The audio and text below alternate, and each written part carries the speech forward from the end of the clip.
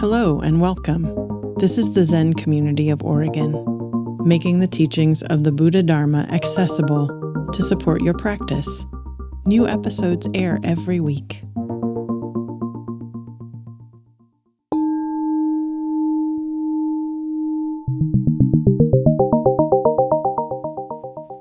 I'm serious about smiling. Smiling when you are meditating. It changes the whole feeling tone. Once Hogan told one of our students to grin like an idiot through the whole session, and he did. Every time you look at him, he'd just be grinning away. He had a great session.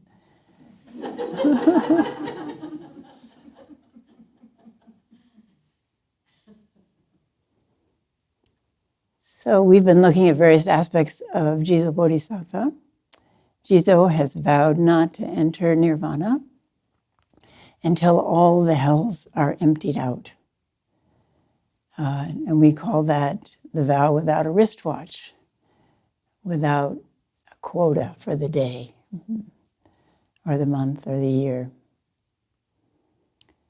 So I'm going to read you a bedtime story. I had planned to read it before the end of the evening sitting, but because we have a number of silver dragons, silver and golden and platinum dragons here, who want to go to bed early, I will read you this as your bedtime story, and everyone else hopefully will enjoy it. This is called the Jizo Who Sat Still. And remember on the first night, I think I mentioned that 20 years ago, over 20 years ago, I wrote a book for children on Jizo Bodhisattva using classic Japanese folk tales about Jizo. And they're organized by the 6 paramitas, so there's 6 stories. And I'm going to read you my favorite one. Once upon a time in old Japan, near the temple of Ojizo-sama, there lived a girl who was very impatient. Everywhere she went, she ran, instead of walking, and so her family called her Little Rabbit. Every week when her family went to the temple where Ojizo-sama lived, Little Rabbit thought that they walked much too slowly, especially her elderly, bent-in-half grandparents. She ran ahead of everyone, jumping over rocks, skipping forwards, backwards, and around in circles. When she arrived at the temple, she would sit on the cool gray stone steps to wait for her family to catch up. Although her mother loved her, she sometimes had to caution her daughter, "My swift little rabbit, look at what has happened because of your hurry. You have broken the thong on your favorite Zori sandals, and you've lost the new red silk scarf from your hair. You missed the story that your grandmother, Oba-chan, told about the funny things that happened when she was a girl just your age. Haste makes waste, little rabbit. Why don't you pray to Ojizo-sama to give you patience?" The little girl went into the temple and stood in front of the statue of Jizo. She knew that Jizo was a special protector and guardian for children. She put her palms together in gassho and prayed to Jizo for patience. But patience did not come. In the winter, when her family had dinner, they gathered around the kotatsu, a low table with a heater underneath that kept their legs warm. It was a cozy and relaxed time, but Little Rabbit was eager to go outside again to play in the snow. She ate her rice, miso soup, and tea quickly, and often spilled the soup or burned her tongue on the hot tea. Her mother chided her, "My swift little rabbit, look at what has happened because of your hurry. Now you have a spot on your good kimono and a painful tongue. You always miss the stories that Grandfather Oba-san tells after dinner about the mischief he got into when he was a boy. Haste makes waste, little rabbit. Why don't you pray to Ojizo-sama to give you patience?" The little girl went to the temple, pressed her hands together in gassho, and prayed to Jizo for patience. But patience did not come. In the evening, Little Rabbit was impatient for day to end and night to come, so she could get into her warm futon bed. But when she was in bed at last, listening to the mice scratching and scurrying in the thick thatched roof above her head, she began to think about games she could play the next day. Then she became impatient for night to end and day to come again. When she played games with her little brother, she became cross and told him to hurry and take his turn. "I don't like to play with you, elder sister. You're always in a rush.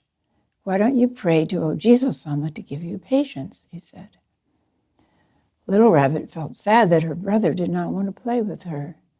Back she ran to the temple again. She put her hands together in Gasho and prayed to Jizo for patience.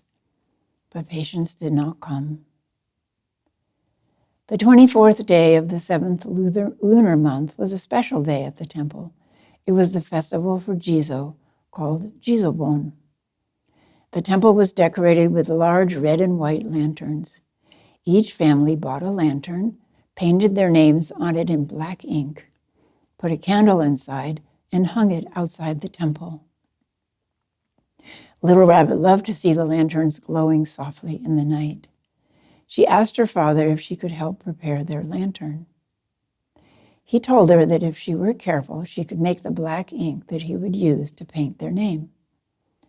"I will be very patient," she thought, as she rubbed the block of ink in the little pool of water on the special ink stone. Her father smiled at her as he saturated the brush with the velvety ink and began to draw large characters on the pretty lantern. "Jizo is giving you patience, Little Rabbit," her father said. When the lantern was finished and drying, the little girl hurried to the kitchen to help her mother. "I'm very busy, Little Rabbit. You can help me by ironing your brother's kimono. The iron is heating on the stove, but be careful, for it is very hot. Let it cool a bit before you use it." Little Rabbit tried to wait, but impatience overcame her and she pulled the iron off the stove. Ouch! She had burnt her hand. Her mother wiped away her tears and helped her put herbal ointment on the burn, saying, "My speedy little rabbit, see what suffering comes from not being patient.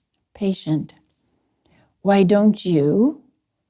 "Pray to Jizo to help me find patience," the little girl finished, and off she ran to the temple. As she ran through the temple gate, she saw the old gardener raking leaves. He called to her, "Stop, Little Rabbit. I see you come here every day to pray to Jizo. What are you asking for that Honorable Jizo hasn't granted?" "I'm praying that Jizo will give me patience," she answered. "Why, no one, not even Jizo-sama, can give you patience," the old man exclaimed. "You must learn patience." "How can I do that?" the girl asked. "Jizo can teach you. This Jizo must be very patient because he has been sitting in this temple for more than 100 years and he hasn't moved at all," the gardener said and went back to raking the sandy ground in a pattern like the waves on the ocean. Puzzled, the girl climbed the smooth stone steps of the shrine where Jizo lived. She stood in front of Jizo and put her hands together in Gasho. "Dear Jizo-sama, please teach me patience," she asked. She looked hard at Jizo's stone face. He seemed to nod his head ever so slowly, just a tiny bit. "Oh, thank you, Jizo-sama, for agreeing to be my teacher." Little Rabbit knew from school that the best way to learn was to imitate what the teacher did. This Jizo statue was sitting down, so Little Rabbit sat down on the wooden platform beside him. The Jizo statue was very still, so Little Rabbit tried to sit very still as if she were made of stone. It was hard at first because her nose itched, Her stomach made funny noises, and her legs wanted to run away. Sound familiar? But Little Rabbit was determined to learn patience from Jizo. Each day she came to sit without moving, just as Jizo did.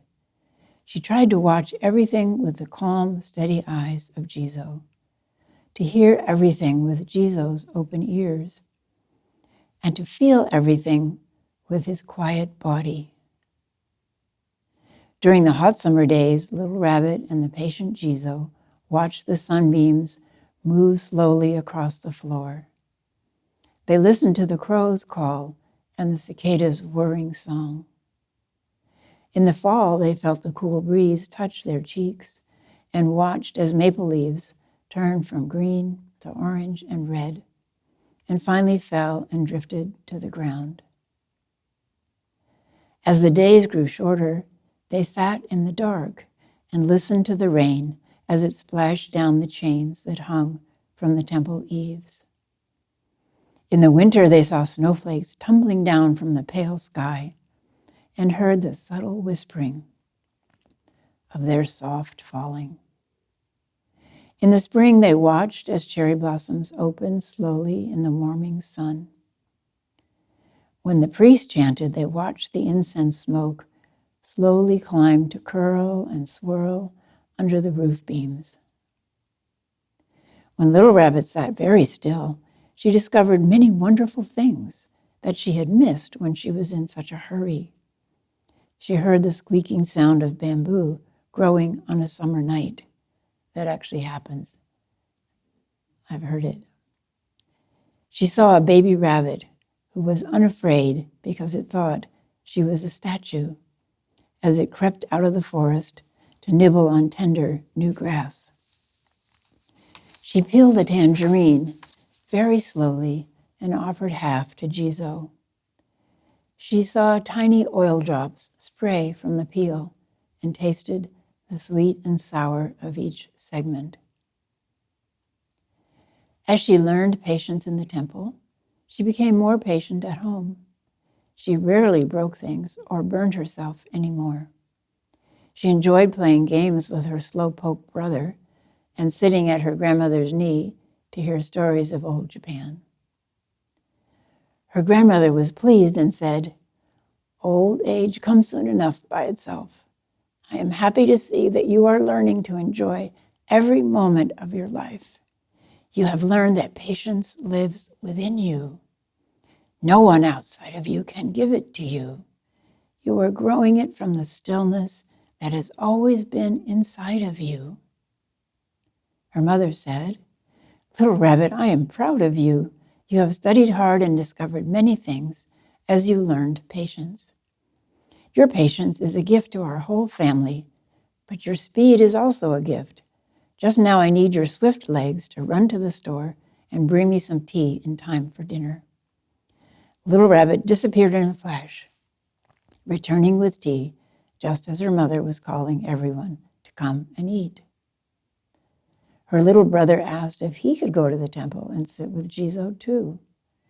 Each week, Little Rabbit and her brother sat with Jizo and learned more about the happiness that patience can bring. When dinner time came, they pressed their palms together in gasho to thank O Jizo-sama for teaching them so well. Then they jumped up, running and hopping all the way home, as fast as little rabbits can.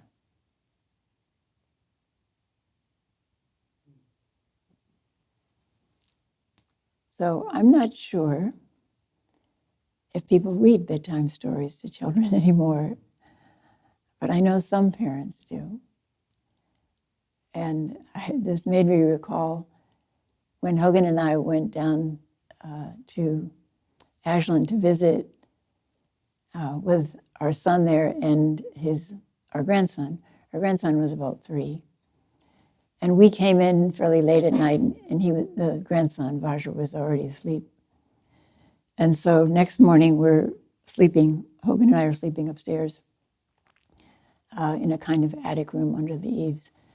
And it's about maybe 5:30 in the morning. And this little head peeks over the side of the bed and says, "Nana, I said, yes, Vajra. Are you awake? I was sleeping, but now I'm awake. Did you use iPad? No, Vajra, which was actually a lie. We didn't bring our iPad. So I know from, watching my grandchildren grow up that if there's an iPad around, they'll find it. Could be you could hide it really, really well and they'll find it.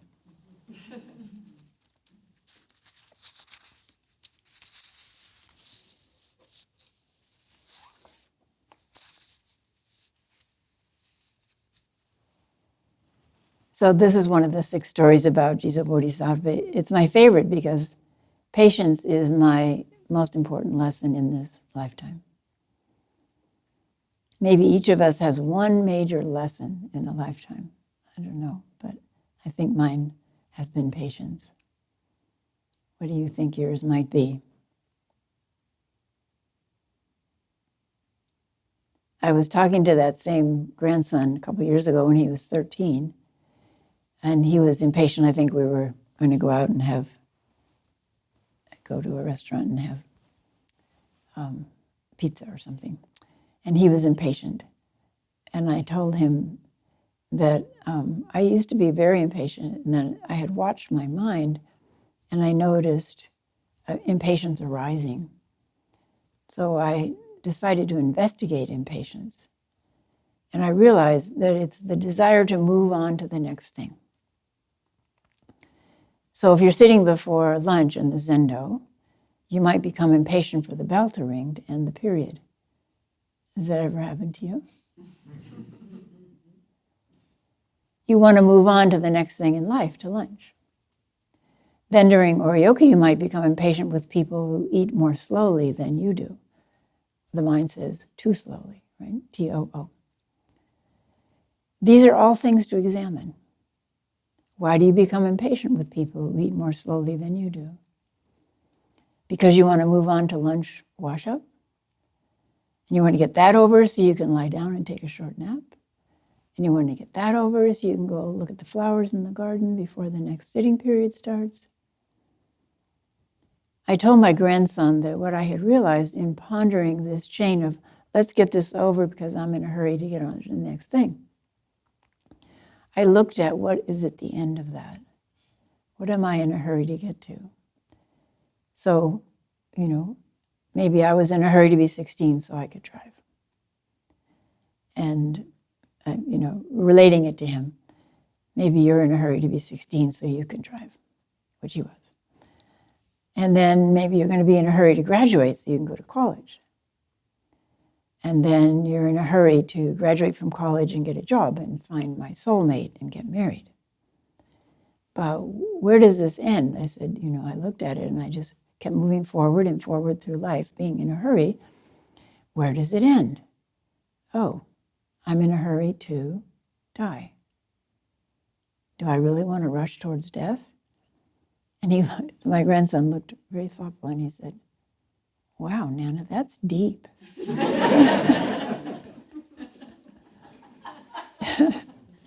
Oh, great, I'm deep.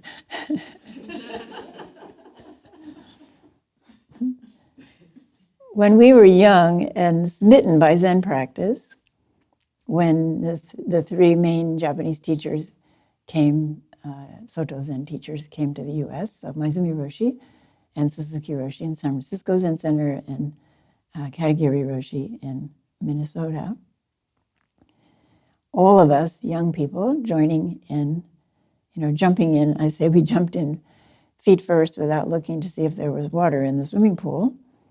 And we all thought we'd be enlightened in a year. Even when Shoto Harada Roshi, my second teacher, was ordained, he thought he would be enlightened by the end of Rohatsu Sesshin at the end of the year in December, which is the most important Sesshin of the year. When that didn't happen, he got annoyed and left the monastery for a while. And he was up in the mountains, meditating up in the mountains. And then some hikers came along and encountered him and talked to him a little bit. And they said, oh, you're so fortunate. You know, we're just, our lives are so busy. We can almost never go to the temple and meditate. And that was like opened his heart, his eyes and his heart. And he went straight back to the monastery and practiced. And after about 2 or 3 years after he became ordained, he had his first opening. I've learned that the Dharma has a pace of its own. Certain things have to be cleared away, which will happen if we keep on practicing. Ultimately, the Dharma is timeless, boundless and timeless. When it operates in the realm of time, it has a pace of its own, and I've learned mostly to respect that. I try to remember always to respect that. So sometimes things will come up and I have to make a decision about going someplace to get the airplane ticket, and it's just like squeezed. And I just say, relax, relax, this will take care of itself.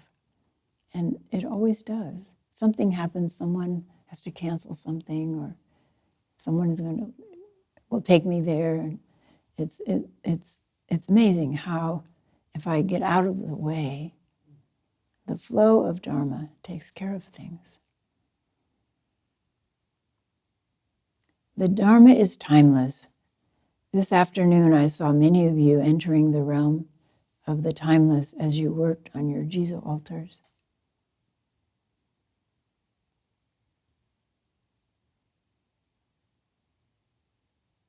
We all have glimpses of that timeless realm.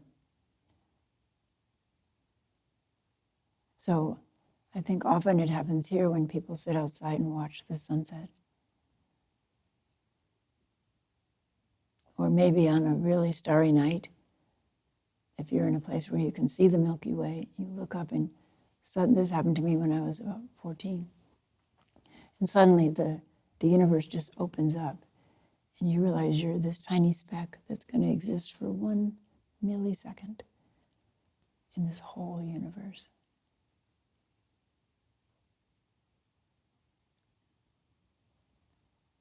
The Dharma is timeless, and when we enter that timelessness, Dharma gates can open and insights can arise spontaneously. So I have a vow to recognize and work with impatience and find the best ways to convert it into practice. Like waiting in line. Waiting in line is a chance to practice loving kindness. A chance to practice listening to sounds. A chance to anchor my awareness in the great earth beneath my feet. The Buddha taught his own son, Rahula. Rahula, meditate like the earth.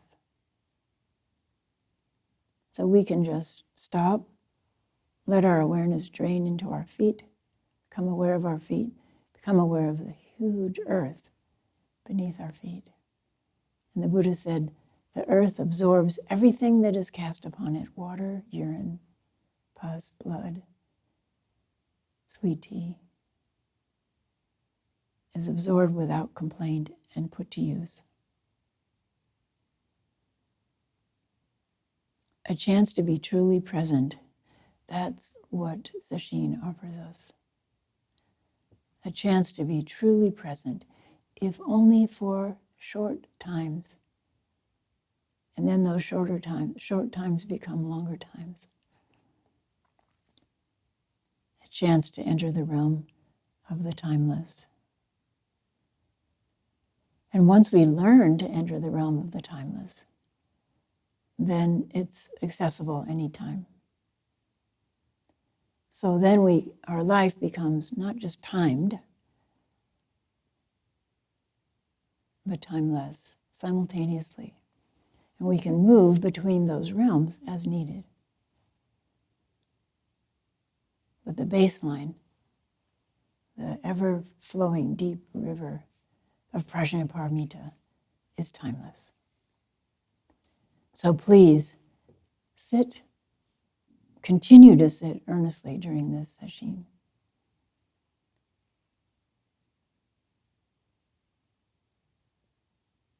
And be alert to times when you enter the timeless. Thank you.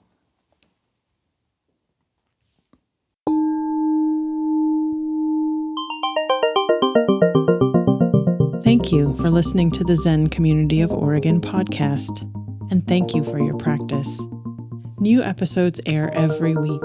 Please consider making a donation at zendust.org. Your support supports us.